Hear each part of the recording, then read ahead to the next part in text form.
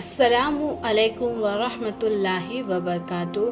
कब्र को जन्नत का बाग बना लो। हमारे प्यारे आका सल्लल्लाहु ताला अलैहि वसल्लम के प्यारे दीवानों, ये दुनिया दारुल आमाल यानी अमल करने की जगह है और आखिरत दारुल जज़ा यानी बदला मिलने की जगह है। जो हम यहाँ बोएंगे वही आखिरत में काटेंगे। गंदम बोकर चावल की फसल हासिल करने की चाहत को दीवाने का ख्वाब ही कहा जा सकता है। इसलिए समझदारी का तकाजा यही है कि जो आप काटना चाहते हैं उसी का बीज बोए। लिहाजा जन्नत में जाने के लिए जन्नत में ले जाने वाले अमाल करने होंगे। वो जन्नत जहाँ एक इंतहाई खूबसूरत जहाँ आबाद है, जिसमें मौत का आसार नहीं, बीमारियाँ और कसदारियाँ नहीं, जिसमें बुढ़ापे की ही कमज़ोरी नहीं, बीमारी, नादारी, मजबूरी और मासूरी नहीं, बल्कि ये वो मकाम है जहाँ ज़िंदगी की सारी रानाइयाँ जमा कर दी गई हैं। हसीन हूरें, मज़ेदार खाने, फल ऐसे कि लोग तसव्वुर नहीं कर सकते, बिस्तर और लिबास ऐसे उम्दा कि आज बादशाहों को नसीब नहीं, कमरे में महल ऐसे ऐसे शानदार कि दुनिया के बड़े बड़े महल्लात उनके सामने छोटे दिखाई दें। फिर ये सब कुछ हमेशा हमेशा के लिए मिलेगा। इसमें कमी का अंदेशा है ही ना, छिन जाने का खटका ना, लेकिन नेकियां कमाने के लिए कुछ तो मेहनत करनी पड़ेगी। इंसान रोज़गार में भी तो मशक्क़त करता है कि इसके नतीजे में रोज़ी मिलती है। आज हम माल को बहुत अहम समझते हैं और अहमियत देते हैं, मगर याद रखिए कि बिलफर्ज हमारी कब्र सोने से भर दी जाए, हमारा सारा सरमाया उनमें मुंतकिल कर दिया जाए, तो भी हमें राहत का एक लम्हा नहीं दिलवा सकता। ये ज़मीन, ये प्लाट भी हमारे किसी काम के नहीं आएंगे। हम समझते हैं कि ये ज़मीन हमारी है, नहीं, बल्कि हम इसके हैं। एक दिन इसी में समा जाएंगे। औलादो, असबाब और रिश्तेदार सिर्फ खाक में लिटाना जानते हैं, फिर सिर्फ आमाल ही आमाल हमारे रफ़ीक के कब्र होंगे। दुनिया वालों की अश्क बारियाँ और उदासियाँ बरज़ख में हमारे क्या क्या काम आएगी। सोगवारों की कसरत क्या फ़ायदा देगी।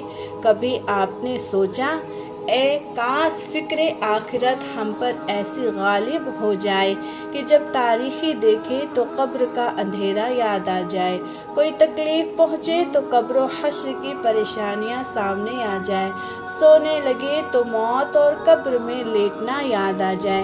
ए काश हमारा दिल नेकियों में ऐसा लग जाए कि गुनाह के ख्याल से भी दूर भागे।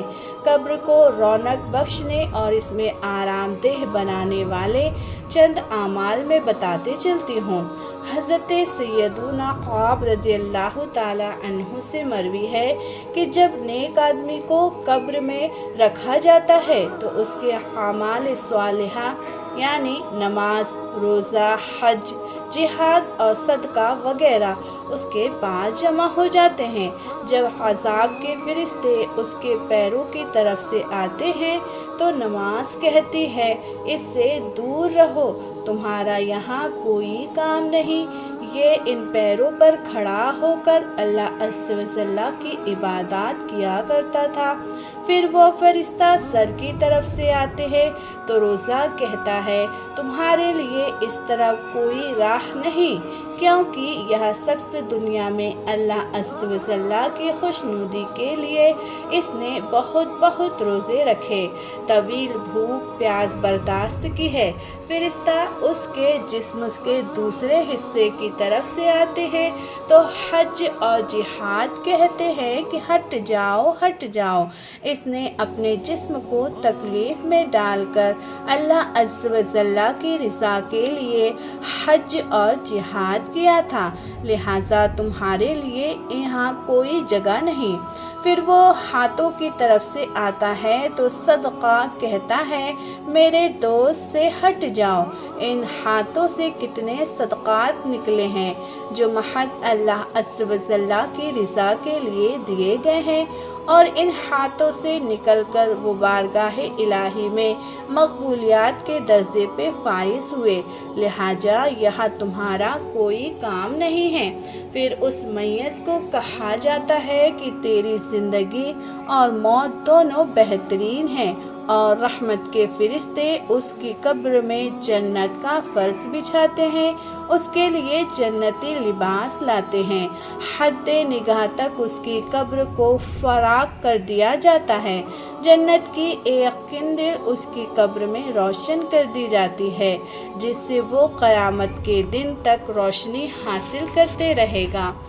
اور ایک حدیث پاک میں آتا ہے، ایک طویل حدیث پاک میں یہ بھی ہے کہ جب مرنے والے کو قبر میں رکھا جاتا ہے تو نماز اس کی دائیں طرف سے آتی ہے اور روزہ بائیں طرف سے، اور قرآن و ذکر اذکار اس کے سر کے پاس سے، اور اس کا نمازوں کی طرف سے چلنا قدموں کی طرف سے، اور صبر و قبر کے ایک غوثے میں آتا ہے۔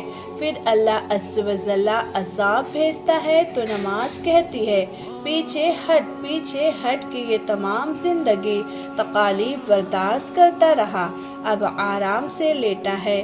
پھر عذاب بائیں طرف سے آتا ہے تو روزے یہ کہتے ہیں کہ سر کی جانب سے آتا ہے تو یہی جواب ملتا ہے، بس عذاب کسی جانب سے بھی اس کے پاس نہیں پہنچتا، جس طرح سے جانا چاہتا ہے اسی طرف سے اللہ عز و جل کے دوست کو محفوظ پاتا ہے، لہٰذا وہ وہاں سے چلا جاتا ہے۔